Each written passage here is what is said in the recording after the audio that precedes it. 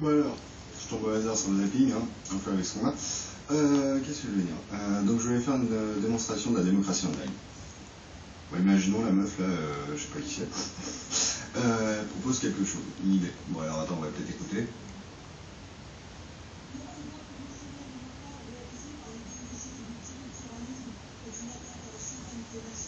Oui, bon, ok, elle fait de la politique, apparemment. Je vois pas des mots qui donnent un sens à... Ou alors c'est trop compliqué à comprendre, j'ai pas dû avoir mon bac, comme beaucoup d'électeurs.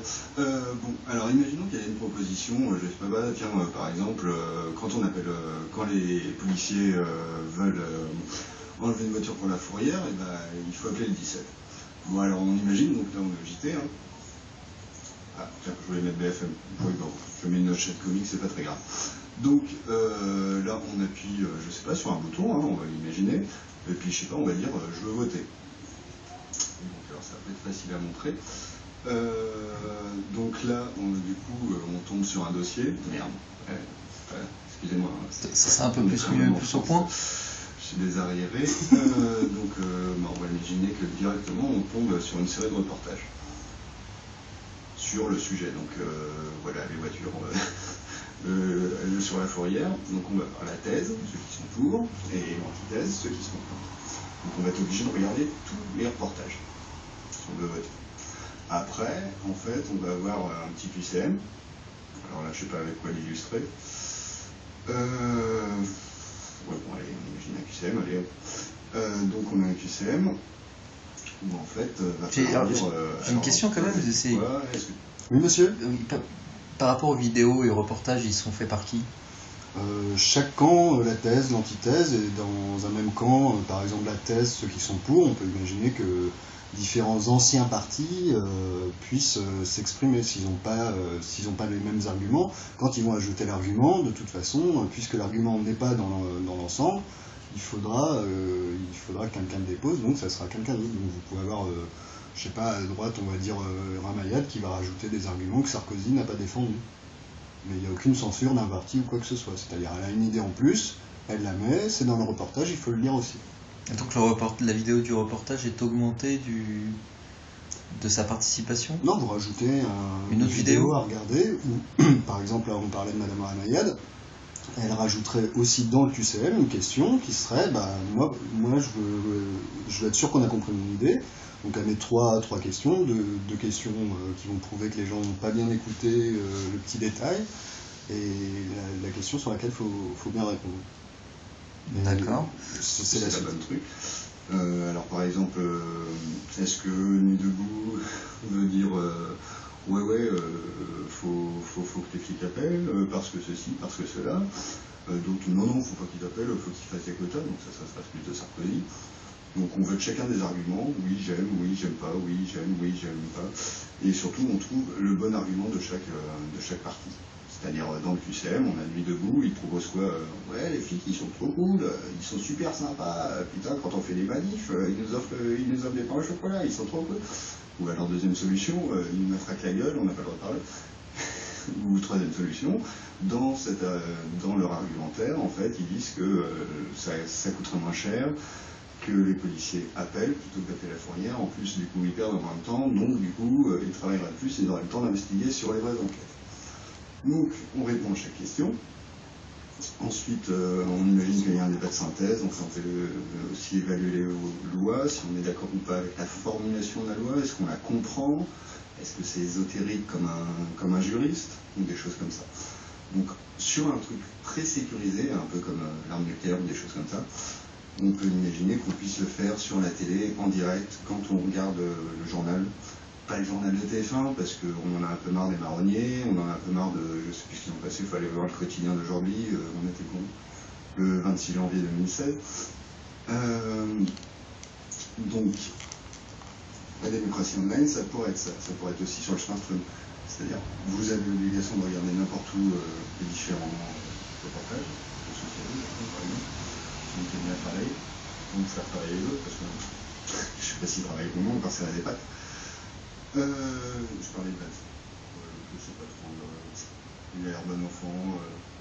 Je suis pas trop pour les sociales, mais bon. J'en ai marre du social.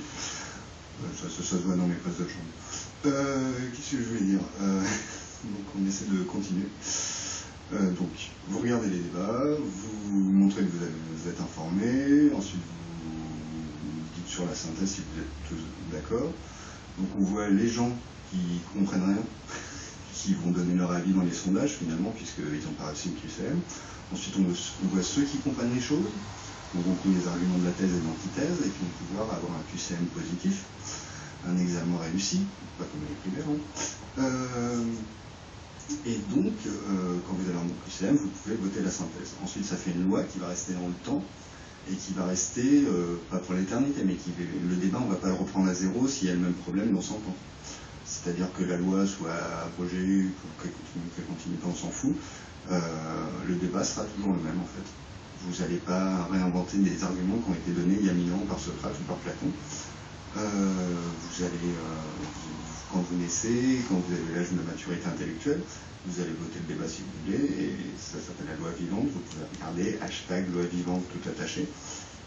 Voilà, bon, ça fait 5 minutes, je vous casse un peu les pieds. Bon, l'idée donc, c'est vous regardez le JT, un sujet vous intéresse, du coup vous regardez tout le reportage de la thèse et de l'antithèse, vous votez, vous montrez que vous savez vous informer, pas comme un couillon, qui casse à qui on sait. Ensuite, si vous avez réussi le QCM, vous votez aussi la loi. Et si la loi passe à 77%, elle passe directement. La période, tout ça, regardez le loi vivante parce que... On peut voter plusieurs fois Non. dans le temps? Non, si on change d'avis? Vous pouvez changer d'avis, mais bien sûr, c'est le principe de la loi vivante. C'est-à-dire que une loi vivante, une loi va être acceptée à partir du moment où 70%, 77% dans l'exemple que j'ai donné, des personnes qui s'intéressent et qui participent au débat sont pour, après avoir réuni un quota minimum de personnes quand même. Et le truc, c'est que si imaginons l'état d'urgence qui passe avec 1000 personnes qui votent à 77% pour l'état d'urgence, dès qu'il va y avoir un problème, en fait, une médiatisation contre cette loi, eh bien en fait tout le monde va se mettre à voter. Donc je sais pas, imaginons qu'on ait 10 000 personnes. Si cet état d'urgence a été décrété pour une période sûre d'1 an, il faut 33%, il faut que ça descende en dessous de 33% dans mon exemple, pour que la loi soit directement arrêtée. Par contre, si on reste entre 33 et 77%, en fait, il n'y aura pas de changement tant que la période décidée et votée au moment de la loi n'est pas passée. Donc au bout d'1 an, si on est au-dessus de 50%, la loi reste. Si la loi est en dessous de 50%, on arrête la loi en attendant 77% à nouveau, puisqu'elle n'est plus majoritaire. Et donc le 33%, c'est l'arrêt d'urgence. Si il y a 1000 personnes qui ont fait un état d'urgence à telle date, que quelques semaines après, il y a 10 000 qui disent à 33% non, finalement on n'est pas d'accord, la loi s'arrête tout de suite. Une autre question? Oui, j'ai oublié. Justement, quand la loi, donc quand on doit décider rapidement sur une loi,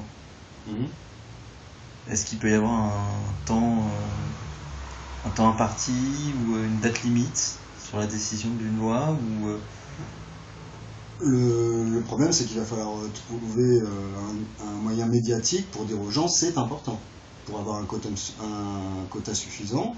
Après, le problème, c'est que oui, vous pouvez toujours rester en dessous de 77%, en quel cas, là, il faut en discuter, parce que dans ce genre de problème d'urgence, s'il n'y a pas de solution qui est trouvée qui rassemble tout le monde autour d'une loi, il n'y a pas à prendre une loi.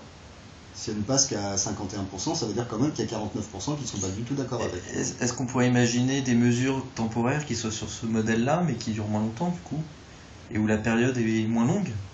Mais la période, vous la décidez au moment du vote, c'est-à-dire vous dites 6 mois, 1 an, 10 ans, des choses comme ça. Et si vous ajoutez à cela le bipartisme avec le fait que les personnes d'extrême gauche sont libérées du capitalisme dans leur ville volontaire, le peuple de gauche, lui, il est toujours d'accord, il est plutôt d'accord avec lui-même, et comme la droite est plutôt d'accord avec elle-même, donc si vous séparez les deux, sans les séparer vraiment, vous les séparez au niveau de la législation, dans les villes de droite, dans les villes de gauche, qui s'engagent à essayer de rester dans le système, même si elles peuvent en ressortir plus tard.